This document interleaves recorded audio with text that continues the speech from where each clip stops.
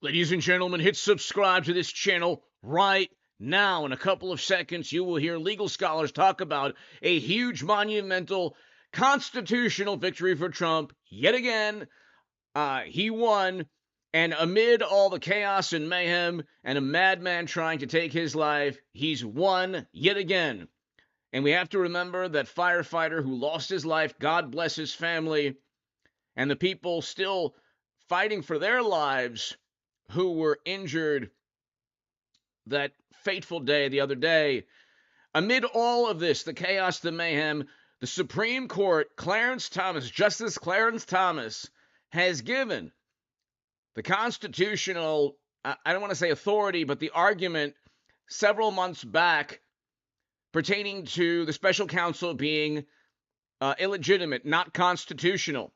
Okay, Congress was not a part of creating the special counsel, and so the judge dismissed the classified documents case in addition to the fact that evidence was tampered with. Let's get to the huge classified documents case victory.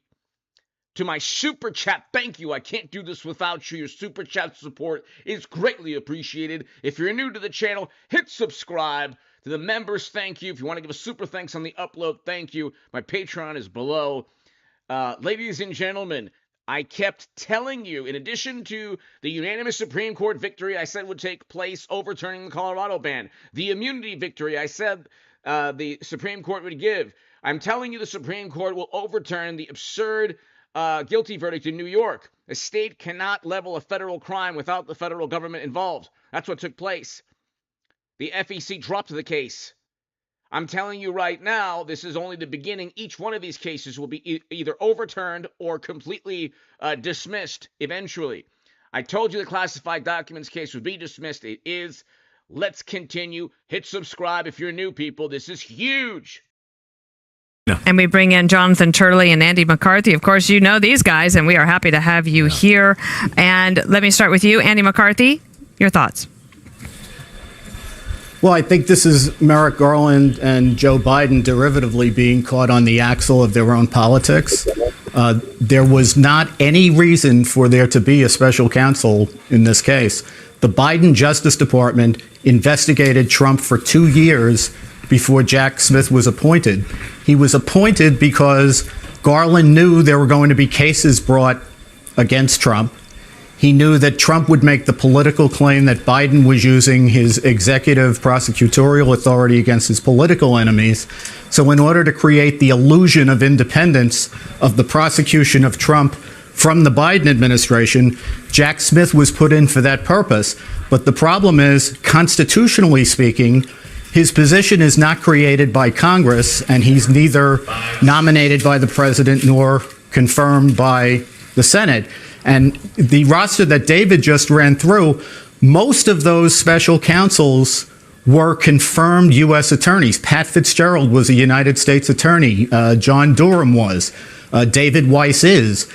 There's gobs of authority for the Attorney General to appoint any confirmed United States attorney to any matter he wants to appoint that U.S. attorney to.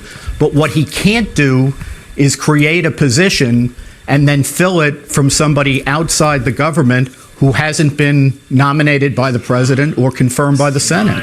Yeah, it always seemed that Eileen Cannon was a bit hesitant. She was the judge who was saying, "Hang on here a little bit," and think about this, Professor Turley. Yeah, but just let me finish the point here.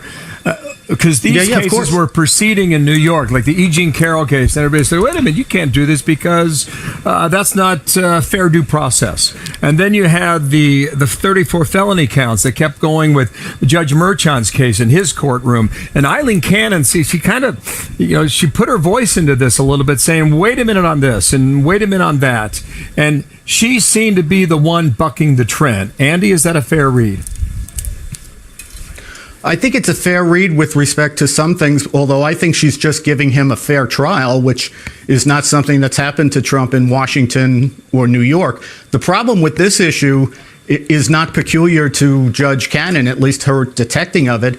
Justice Thomas wrote about this very issue in the immunity case in his concurrence. Attorneys General Ed Meese and Mike Mukasey have both filed a friend of the court brief on this issue, pointing out and explaining why the appointment was unconstitutional.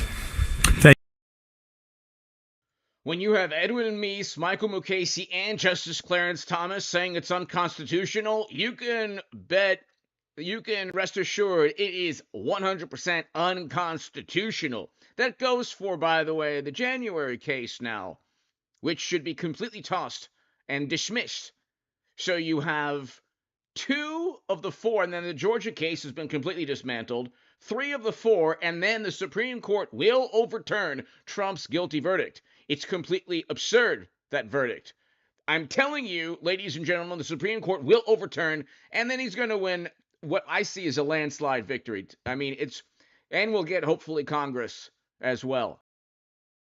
Thank you, Andy. Stand by. Jonathan Turley, you tweeted that this was the 3-point shot for Trump. The easier basket was the D.C. case, despite a far more favorable judge for Jack Smith. Tell us more.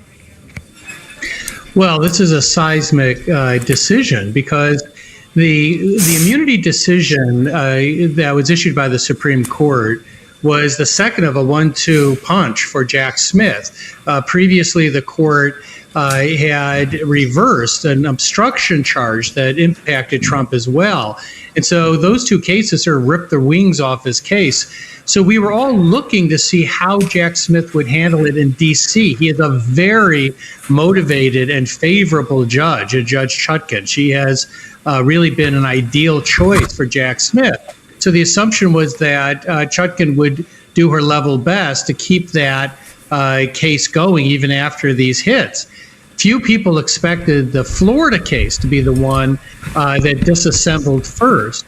But what Judge Cannon is saying here is essentially, look, there's this weird anomaly in the Constitution. We have a process of which U.S. attorneys are nominated and they are then confirmed by the Senate. And yet the Attorney General can just go onto any street in D.C. and pick any person and make them a special counsel with greater authority than the U.S. attorney.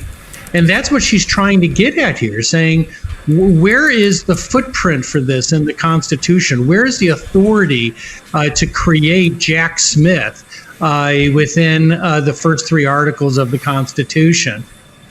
So it's a huge win for Trump. Other courts have really dismissed this claim with very little briefing. And so this will create a conflict. There are good arguments on both sides here. But you couldn't have more favorable news for Donald Trump, because I've said it from the beginning. The Florida case was by far the greatest threat to Donald Trump. The New York case, the Manhattan case, in my view, has layers of reversible error. It's going to be in the courts for a while. I think Judge Merchan did a particularly poor job in that case, and I don't even see the viable crime in that case. But putting that aside, Florida was the greatest challenge. There's also an irony here. Jack Smith has always been undone by his appetite. He has... By the way, Jack Smith, Bob McDonnell, the Virginia governor, overturned, I believe Smith was a part of that prosecution in 2016. And then John Edwards, that was a mistrial. So with John Edwards, Bob McDonnell, and Donald J. Trump, Smith is, I believe, 0-3, okay? And there's really nothing that can stop Trump. We've seen that the other day, okay? They tried to get him through creative and very bizarre lawsuits that they would never level against a Democrat. He has won every single one, and the Supreme Court has backed him, okay? And I've been telling you, ladies and gentlemen, the Supreme Court was going to back Trump. This is so huge. Always gone for the greatest number of charges, the most aggressive approach. It got him reversed 8-0 before the Supreme Court in his previous major case. This is another example of overreach. If he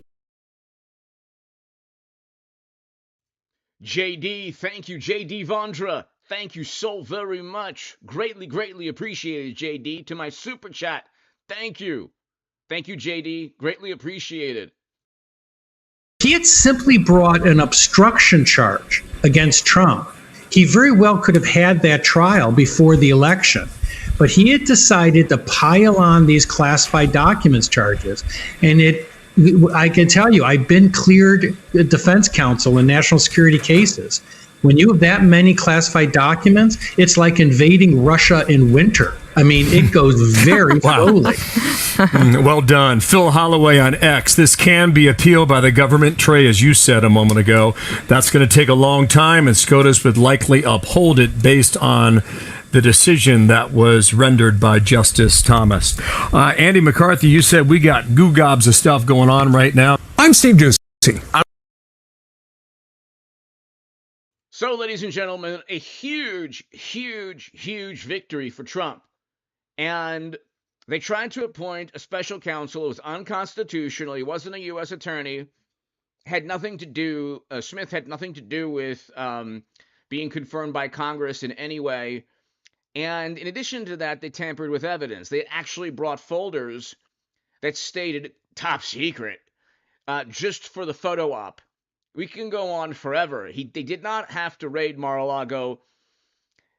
When Trump becomes president, as president, to protect and save this country from where we're at, he must, especially the other day, I'm sure he knows now more than ever, he must make sure that he engages in reciprocal politics. We'll leave it at that.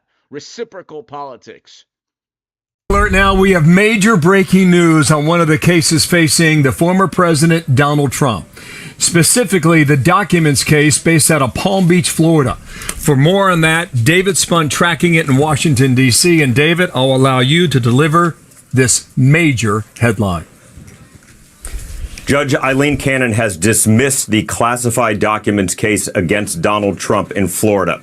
This is massive news. We did not see this coming at all. This is a case that she tentatively postponed to a later date. The original trial was set for the end of May. She moved it back a couple of months, though not setting a date. She has just dismissed it in a 93-page court document saying that Jack Smith, the special counsel's appointment, violates the appropriations clause and the appointments clause of the United States Constitution. In layman's terms, she's saying that he was not appointed lawfully and not appointed appropriately. I'm sure we're going to be hearing from the Department of Justice about this momentarily, as Attorney General Merrick Garland believes that he had every right, and his team believes every right, that he could appoint Jack Smith as special. By the way, Merrick Garland was held in contempt of Congress. Okay? You have Bannon and Navarro held in contempt. They are risking or either going to or in jail or risking jail. And Anna Paulina Luna, see, this is the reason Republicans need to get a lot stronger and have more will and, a spine in the next couple of years and beyond. If Democrats are going to imprison people loyal to Trump for defying a subpoena, then why is the Attorney General able to circumvent any jail time? He also defied a congressional subpoena, was held in contempt of Congress. What's the difference? Oh, okay, so 4 Republicans voted not to do the exact what Democrats have done twice. There's 2 examples, 2 recent. The precedent is that if you do this and you defy Congress, you go to jail. He was held in contempt, Merrick Garland. Why didn't the Republicans do exactly what Democrats did to them? Because the Republican Party at this very moment, despite the strength and courage of Trump, is unfortunately weak. So the Republicans need to grow a spine and do exactly what is being done to them. Counsel. We're going through this right now. It's 93 pages. The printer is cranking up behind me, page by page. But essentially, the bottom line here is that this documents case goes completely away for Donald Trump. There was a hearing that was originally scheduled for next week to talk more about this appointment. Nicholas, hello. I will fix that next live stream. It'll be, hopefully the mic will be better. Thank you, Nicholas. Issue. Judge Cannon issues this on the day of the beginning of the RNC. So right now, Donald Trump still has one pending case against him in federal court. That's here in Washington, D.C. That's his alleged attempts to try to overturn the 2020 election. And he did so legally. And Nicholas, you're 100% right. I just can't do the, I can't fix the volume right now as the live stream is going. But hopefully the volume will be better next live stream. Thank you, Nicholas.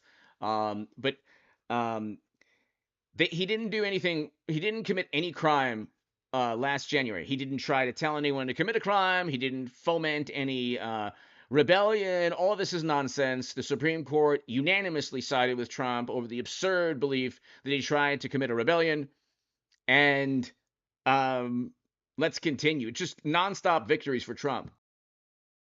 Special counsel Jack Smith received a blow to that case just a couple of weeks ago with the Supreme Court.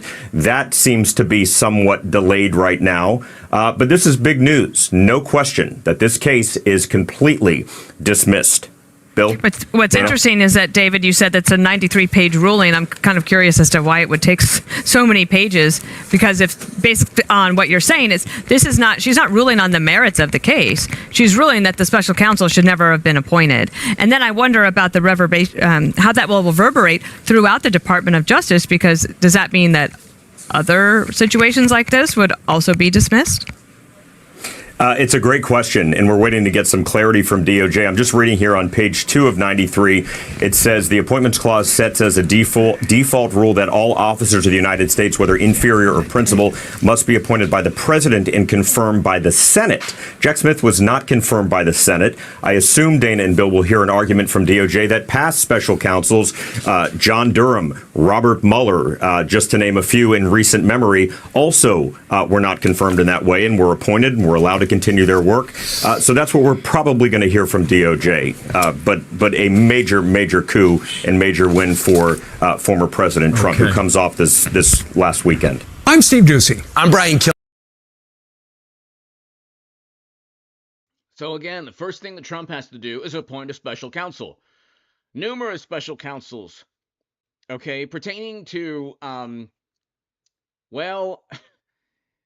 I think that he should appoint a special counsel to find out what on earth took place the other day with a security perimeter that was smaller than 410 feet, which is where the suspect was perched atop a roof that apparently nobody within the Secret Service or the local police saw or addressed.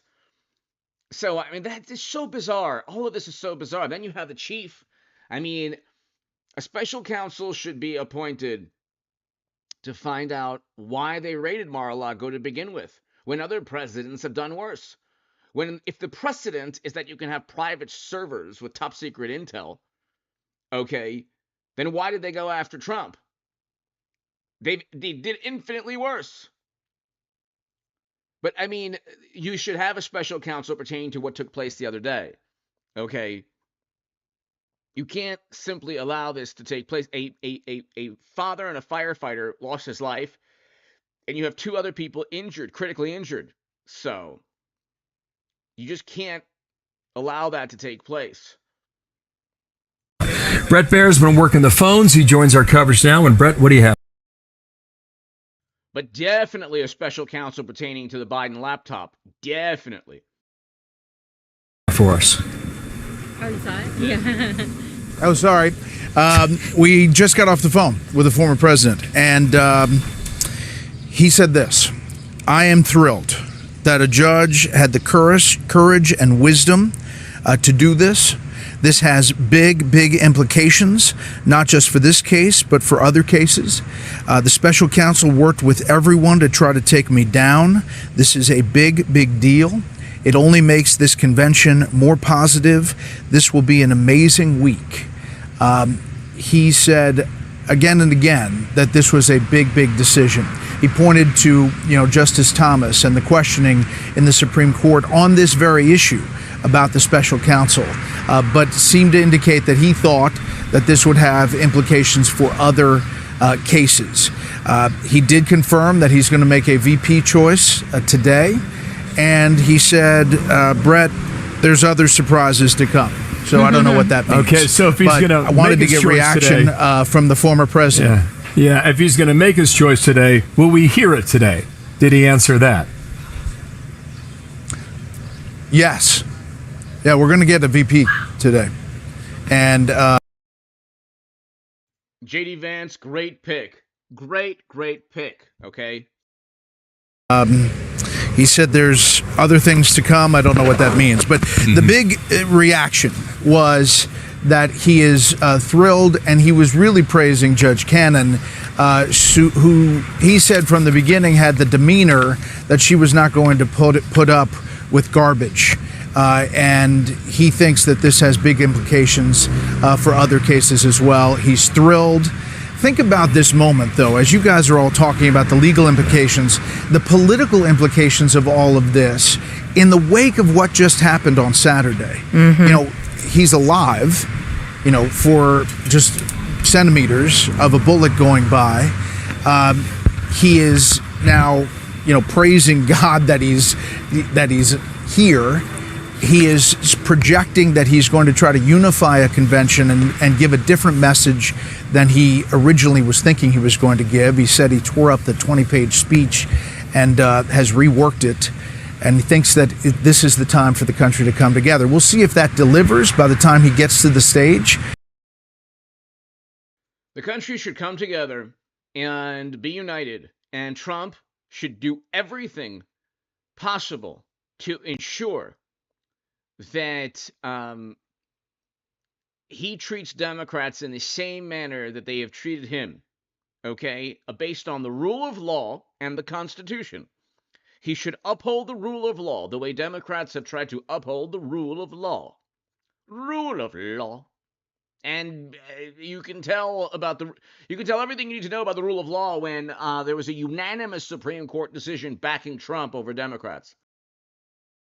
But this moment right here, this decision is another amazing positive thing for former President Donald Trump. It's really incredible, but the election for a long time felt like it was kind of sleepy, right? We didn't have the primary season that we thought we would, and then all of a sudden now it's like minute by minute we are having incredible stories drop. Thank you so much.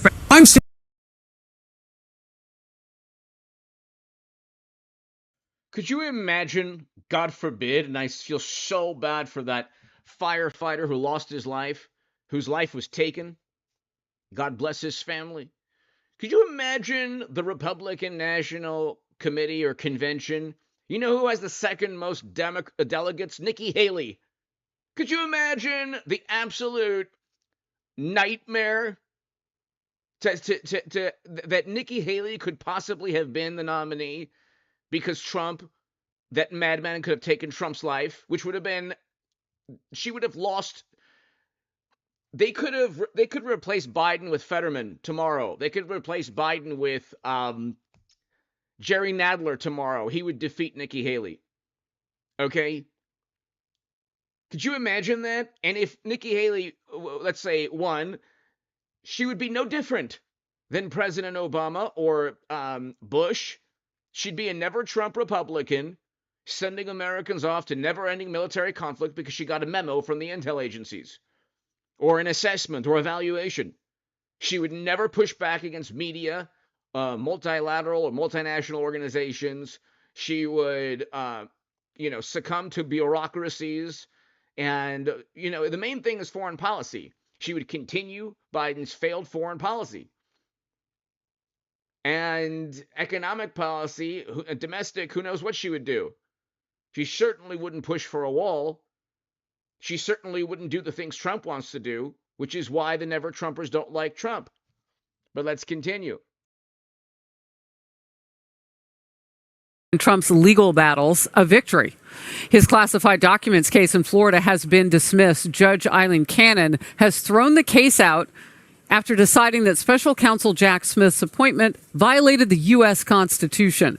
Great reporting on this today from David Spunt, who is live for us at the Justice Department with the latest and the President Trump's reaction. David. Well, Harris, President Trump is thrilled. We're waiting for some sort of reaction from the Justice Department. Haven't gotten it yet. We're told we will hear something likely from Special Counsel Jack Smith's office, perhaps his next steps. He could appeal to the 11th Circuit Court of Appeals, also potentially go to the Supreme Court. But remember, it was almost 2 years ago, August of 2022. That's when the FBI raided Mar-a-Lago. This case has been hanging over former President Donald Trump before he even announced re-election. Judge Eileen Cannon, who happens to be a Trump-appointed judge, announced that this case is dismissed because Jack Smith was unlawfully appointed. He was a special prosecutor, Harris, at The Hague in the Netherlands, prosecuting war crimes in Kosovo when Attorney General Merrick Garland called him up and asked him to be special counsel. Garland did so because Trump announced that he was going to be a candidate for President of the United States, and it would keep the DOJ insulated from looking like it was weighing its power on the scale. Judge Cannon. Everyone knew that they wanted to go after Trump right before 24. Has problems with Smith's appointment because he was not Senate confirmed. Now, she took a recent hint from Supreme Court Justice Clarence Thomas, who questioned Smith's appointment on paper. Cannon wrote in her 93-page ruling today, in the end, there does appear to be a tradition of appointing special attorney-like figures in moments of political scandal throughout the country's history. But very few, if any, of these figures actually resemble the position of Special Counsel Smith. Mr. Smith is a private citizen exercising the full power of a United States attorney and with very little oversight or supervision. From 2000 to 2016, we had one special counsel, Patrick Fitzgerald. From 2017, Harris, until today, we've had 5. Robert Mueller was a former FBI director who investigated Trump and the Russia connections. He was not Senate approved, but Judge Cannon is not going back in time. Nothing she can do about that. John Durham, who investigated the origins of the Russia probe. David Weiss, who investigated Hunter Biden, is currently investigating Hunter Biden. And Jack Smith, who is investigating Donald Trump. John Durham, Robert Hur, and David Weiss were all U.S. attorneys. They were Senate confirmed. Right now, we're waiting for some sort of news from Jack Smith's office, but no question, a seismic day for the Trump campaign. He told our Brett Baer earlier that he wants his other prosecutions to end as well. Harris? Well, And the other prosecutions will end. They will not be able to get Trump a jail sentence even. You'll have the Supreme Court immediately overturn any attempt at jailing Trump, okay, which after what took place on Saturday would be unacceptable, absolutely unacceptable by at least half the country. It's interesting because with Jack Smith, and you and I touched on this last hour, this really potentially delays anything that he would be doing against Donald Trump. I think so. And we have the January 6th case where the former president's accused of trying to overturn the 2020 election here in Washington, D.C. That was supposed to happen March 4th, the day before Super Tuesday. That was on hold because of the Supreme Court. 2 weeks ago, today, actually, on July 1st, the Supreme Court ruled, which made it a little bit trickier for Jack Smith to move forward with his case. Doesn't mean it's not going to happen in D.C., but having it before the election is increasingly more difficult. Absolutely. David, thank you very much. The immunity case ensures that Trump will not get the trial, that trial will not take place before November 5th. Trump becomes president, which he will. There's nothing stopping Trump, and he dissolves the special counsel. It's part of the executive branch.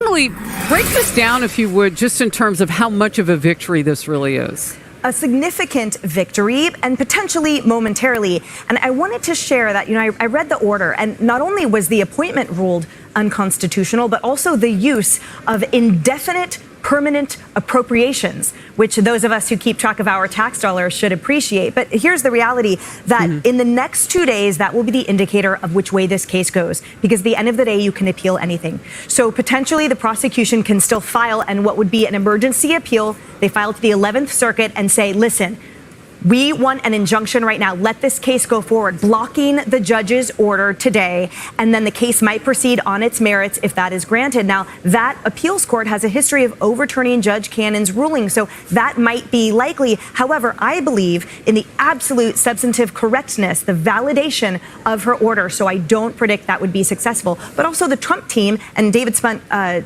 touch on this for a moment. The Trump team could file an emergency appeal in the D.C. Federal Appeals Court saying, listen, let's stop the federal elections case. And all of that could pause while it winds their way up through eventually, potentially, to the U.S. Supreme Court. So lots of legal things to develop. But in the next 2 days, look for those potential appeals being filed. And we'll see from there where the course the case takes. Morgan, you could look at this as a situation where the wind is at the former president's back a little bit, at least so far. And I don't know. This has the potential to backfire politically on Democrats if they try to push this much further. And they might. I mean, the situation could be that they come at him in a different way. I mean, lawfare, they've done it before. Yeah, I think you're right. I mean, as Emily just laid out, it's probably more likely than not that the Attorney General's office, that they will try to appeal this. You know, the interesting thing about this is that it affects the January 6th case as well. And I think whether it is the Florida case, even if they appeal it, and the D.C. case, these both are most likely to hit the Supreme Court before they ever see a jury. And I think with only 4 months left to the election, we're unlikely to see that. So I think that's the bottom line of where we are, Harris. And Kayleigh, I know you want to talk about the Justice Department's plans at this point, and it does kind of dovetail into what I was saying, that this could go on beyond the election. Yeah. If it goes beyond the election, Trump, as president, dissolves the special counsel. Okay, completely. It's already unconstitutional. The Georgia case is completely dismantled. If they want to, if they have the audacity to, well, I mean, even before sentencing or after sentencing, whatever they do, let's say they try to jail Trump, which would be an abomination, especially after what took place on Saturday, and the fact that everyone knows they're just trying to get Trump. And it was an unconstitutional guilty verdict anyway. All of this is unconstitutional, from Jack Smith to the Colorado ban to the fact that they say he didn't have immunity. None of this is actually legal, but they're legally going after Trump illegally, which is only Democrats are able to do that. But he becomes president, and then he appoints special counsels. He better get a great attorney general. Okay, he has a great vice president. He better get somebody as loyal to him as Merrick Garland is. Merrick Garland was in contempt of Congress because he didn't want to give an audio recording of Biden. Gee, I wonder why. Yeah, that's right. You know, Harris, we're thinking about what a remarkable moment this is. I mean, we thought we'd be coming into the convention with a sentencing. That was supposed to happen July 11th. Then that was pushed back. You have the immunity case. Now classified documents gone. But what's worth it looking at is 24 hours after Merchan said on July 11th, we're not doing the sentencing. We'll do it in September if there's even a need to do so. Within 24 hours, a Washington Post story broke, and here is the headline: Justice Department plans to pursue Trump cases past Election Day, even if he wins. And they cite Anthony Coley. He's a former Justice Department spokesman. He will have his own attorney general. So the Justice Department is going to continue with a different attorney general. Okay. Person for Garland, he said, I'd expect this Justice Department to be full speed ahead, and they should be. And here's the interesting part. Current officials speaking on the condition of anonymity expressed the same sentiment that if Trump wins, the clock on the federal cases ticks to January 20th. Nicholas, the Don proved that he's a Jedi the other day. I agree. Nicholas Orm, thank you so very much. Nicholas, thank you so much, as always, just for being a member, gifting memberships for your support. Paul Bartlett as well, to my viewers in Australia. I love you. Thank you. And Nicholas, I call him the Obi-Wan Kenobi of politics. Whatever anyone does to him makes him stronger. And just by being himself, not doing anything nefarious, he is single-handedly demolishing a very corrupt and, in many ways, insidious political party that's trying to go after him. Nicholas, thank you so very much, as always. They were ready to double down on this. Cannon threw a huge wrench in their plans. We'll see what happens. But this Justice Department, they should dismiss both cases, dismiss Jack Smith. We'll see if they do it. They appear to be in double down mode at least a week ago. And if that double down mode happens, Kevin, and they don't dismiss the cases, what kind of political backfire could happen for Democrats? What is the caution that you would? Trump needs to play James Brown, the Godfather of Soul, the big payback every single day of his presidency. The big payback. Have for them, for your party. Well, certainly, I want to beat the former president at the ballot box. I never wanted to beat him in the courtroom. I think, when you look at the polling of the cases that the former president was facing, this was the most serious in terms of the concerns of the American people. To Emily's point, I certainly think it's probably going to be appealed up the chain, either to the Supreme Court or the 11th District. But certainly, this process is still going to play out. But it's a win for the former president, no doubt. Wind is at his sails heading into the first day of his convention. Hey, everyone. I'm Emily Campagno. And now, ladies and gentlemen, I'll do a segment on this. Elon Musk giving millions and millions every month to Trump after what took place the other day, officially endorsed Trump the other day, obviously because he survived an attempt on his life. Again, everyone should remember that man whose life was taken, the firefighter. I feel so bad for his family, and God bless his family. And he was a hero, shielding his family from that madman. He lost his life. What can you do? There's no greater hero than a hero who loses his or her life shielding another family member or another person, another colleague from harm. There's really no greater hero. But let's continue. Trump keeps winning, and the miserable, pathetic, morally superior political party opposite him keeps losing in the most stunning manner. It's really a sight to behold. That's why every single day on this channel, we're growing. 261, we'll get to 300. It'll be, the channel will go up, and then stabilize, then up, stabilize, up. And every day is a countdown to my viewers everywhere around the world, in Australia, the Philippines, UK, Canada, Nepal, Nigeria, Korea, everywhere around the world. God bless you. Keep watching, because the entire planet, the entire galaxy is going to celebrate on November 5th and beyond. Be here on this, on this channel. It's an honor to have everybody here. It is a privilege, and I'm very blessed to be able to speak to everyone here during these live streams and on this channel. Illusion with what's on the agenda for the day 2 of the RNC. He's in that building right behind us. Hey, Bill.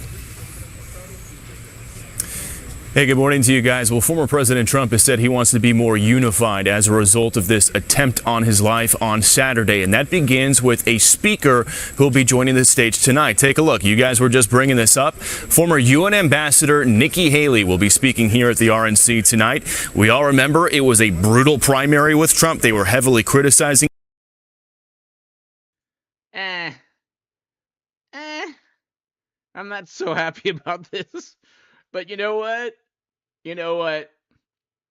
Keep your political adversaries close, very close. Each other. He repeatedly called her bird brain. He was upset she stayed in the race as long as she did.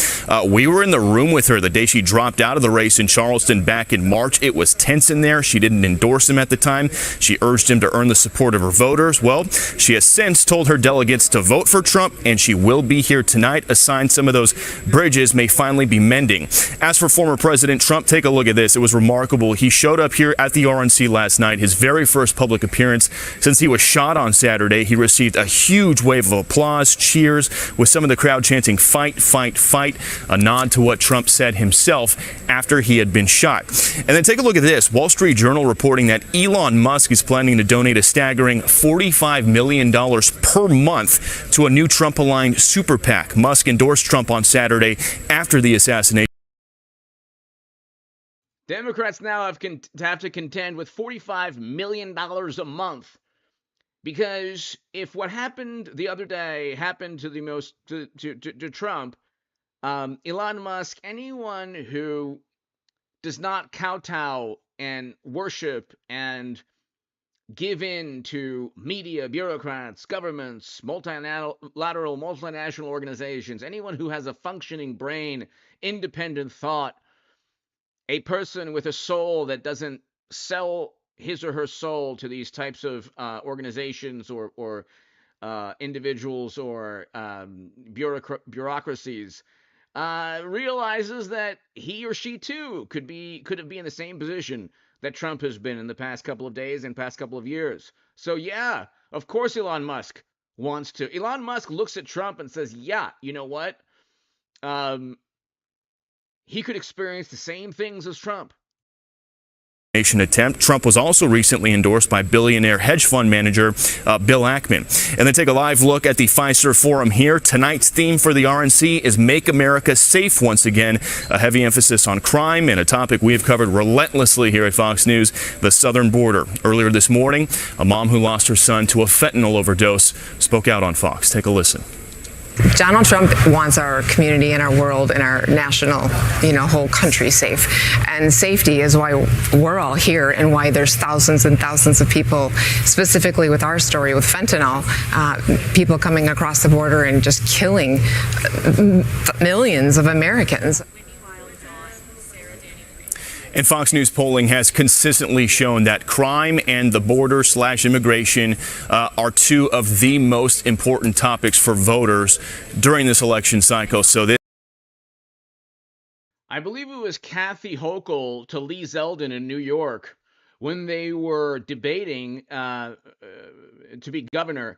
And Hochul says, why do you care so much about crime? Like, this is the mentality. Why do you care so much? Why do you care so much?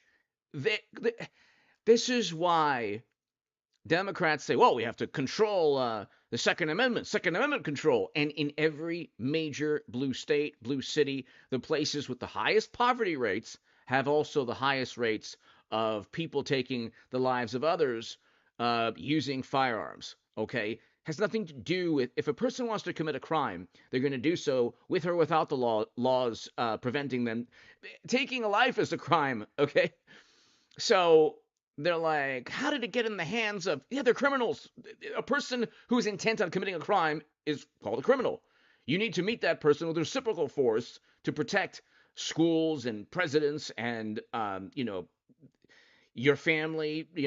That's why we have the Second Amendment. But poverty rates directly correlate to crime. Controlling the Second Amendment does not correlate to that. Okay? Poverty rates do. And unfortunately, you have very high poverty rates within many parts of blue states, which is why they have extremely high crime rates. This night at the RNC tonight is going to be very big for Donald Trump and the RNC. We'll send it back to you. All right. Thanks, Bill. You know what they're going to say, too? They're going to say crime across the major cities is down. And because Joe Biden's actually running on that. The problem is, I don't care what the stat. Assaults are up. So they say overall crime is down. Yeah, okay, car thefts are down, but assaults are up. And people do not feel safe if a person can, assault them and nothing happens to the person. I'd say nobody feels that way. Yeah. And if you see what's going on in New York City, they say the numbers are down when it comes to murders, but when it comes to assaults and other type of robberies and carjackings are through the roof. Well, Washington, D.C., does anyone think it's safer? Chicago? And when they say these numbers are down, they hit all-time highs when people who shall remain nameless said we should shut down the economy. Crime hit all-time highs in many areas of the country when they shut down economic activity because of you-know-what. And more people lost their lives, fact, in Biden's first year from you-know-what than Trump. Do you think it's safer? You don't get the brain. It's not safe here. Well, you don't get the chance to stand in the way that you measure crime as well as prosecute crime and then try to take a victory lap. Real quickly on Bill Malusian's report, he talked about Bill Ackman and Elon Musk doing the $40 million per month. That money is to go to the ballot harvesting project where essentially Republicans had said don't early vote and don't mail in your vote. Well, now they're saying we want an entire initiative of attorneys as well as door knockers to sign people up for the Republicans. If the Democrats are going to make it legal, then we're going to use it against. Republicans need to have the same plan as the Democrats. The Democrats were very good at this 4 years ago, and Republicans. Whatever they did to catapult mashed potato brains, do the same thing. I mean, it's illegal and it's the rule of law. Republicans have to take it up a notch and be competitive. Because historically, the Democrats have always owned the get out the vote machine. And that's the one thing. Joe Biden in the back of his head's thinking, well, you know, Trump doesn't have that. But now with Elon Musk committing $45 million a month, along with the Winklevoss twins, they're part of it. They're going to be registering voters. They're going to convince people to vote early and request mail-in ballots in swing states. And so that could actually, you know, in Wilmington, at the Biden HQ, they're probably going, wait a minute, that was like going to be our ace in the hole. Right. Now they're catching up. Right. Because they're already hiring hundreds of people in these swing states to do exactly that. Critical. They also got Joe Lonsdale. He created Plantier. He personally donated $1 million to the group. This other one leader of the America PAC told a friend that the group expected to have a major donor who would make donation in 4 batches. The Super PAC also has 3 people close to the organization. Is led by Joe Lonsdale and a politically ambitious venture capitalist in Austin who serves as a confidant. So they're coming out in droves. This other guy, his name is Dave Rexroad. He's a top political operative who recently has served as a key ally to Governor Youngkin. He's going to go help out Trump. So there was a problem. No one ever thought that Trump would outrace Joe Biden. Now, no one is donating to the Biden campaign. No. Democrats are trying to ice him out. And other, like people, David Axelrod's group is trying to. All Democrats have to do, which they will in the next week or so, is say they're going to investigate the Biden laptop, and then he'll say, hey, man, cornflakes, I'm out. Peace out, Cub Scout. I'm out. I'm going to leave, man. And then Hillary Clinton, no need to bring up my thoughts on what'll take place, but I think Hillary Clinton will be opposite Trump. I've said that a million times. And I've stated, you can watch I mean, look, after what took place the other day, you know, who cares? But you can watch the playlist. I've been saying they're going to force Biden out forever, for years now. The only person they can get, and I've been saying it's going to be Hillary Clinton opposite Trump. And say, don't give him a dime, give him the real polls, show him how bad he's losing, get him to quit. He goes, I don't quit. So the money they're in a Texas standoff and they're going to stare each other down. Meanwhile, the money's pouring into the guy that just almost got killed. Yeah. And he's standing up. Donald Trump yesterday, then the case was dismissed in Florida. The classified documents we case didn't even talk about dismissed. That. And Donald Trump said, I am having a great week. I am blessed to be alive. The man that almost just got killed and said, I'm having a great week. Well, January 6th could be next. And let's go revisit that conviction with immunity now in the New York case. I'm Steve Ducey. I'm Brian.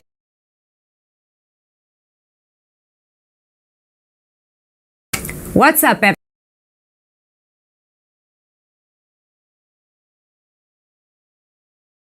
RNC is Donald J. Trump for President, Deputy Director of Communications, Caroline Sunshine. Caroline, great to see you. Thank you so much for being here. Your reaction to Madison's reporting on J.D. Vance's economic stances. Yeah, absolutely. Look, J.D. Vance, I'm very proud to have him on our ticket. You know, President Trump was intricately involved in crafting the platform for the RNC this week. And at the top of that platform, it read dedicated to the forgotten men and women of America. J.D. Vance comes from one of those communities. I think he viscerally understands some of the economic suffering that takes place in those specific communities. And he's able to bring that to the ticket. In addition, she mentioned his youth. And I think something underreported in this election is that the economy is really important to young people. Young people feel like, especially in Joe Biden's America, they're having a difficult time affording the American dream, taking those next steps to homeownership, which we know also then precipitates often family, marriage, things that are really important actually to the fabric of our nation. So I think his perspective as somebody a little bit younger, a millennial, I guess, if you will, is also an asset. There's an analyst on Wall Street who's saying that he's likely to spend a lot of time in arguably the three most important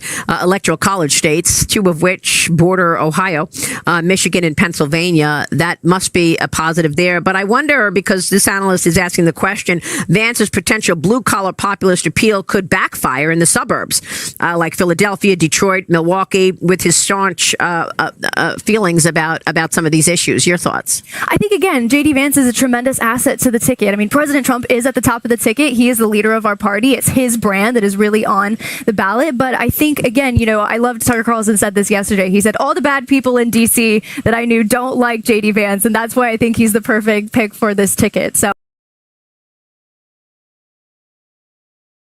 Exactly. MSNBC had an article a couple of weeks back. He's the worst pick you could possibly have. Then David Axelrod the other day, he's a terrible pick. Like, why would you're making the pick for Trump. If Democrats are saying that J.D. Vance is terrible, he's actually very good. So I think, President Trump, when he first came down the escalator in 2015 and in 2016, talked about draining the swamp. That's something that still very much needs to happen. And I think that's a message that, yes, resonates in, the swing states, as you talked about, the battleground states, those Midwest Rust Belt states that, yes, J.D. Vance's personal experiences, I think, speak to. But also, as you mentioned, in the suburbs, we have a government right now where I'm not sure who is the captain of the ship, but it's definitely a government that isn't working formed by the people. So, ladies and gentlemen, huge victory for Trump. Absolutely enormous victory for Trump. Hit subscribe to this channel. I'll be back tomorrow in the day. I'll do 2 live streams every day from here on out. And what can I tell you other than this is a huge victory for Trump, ladies and gentlemen. I told you, ladies and gentlemen, that there would be the classified data trial wasn't going to take place. That case was going to be thrown out, dismissed. He'd win it somehow, some way. Give me your thoughts below. Hit subscribe to my super chat. Thank you. I'll see you tomorrow, everybody.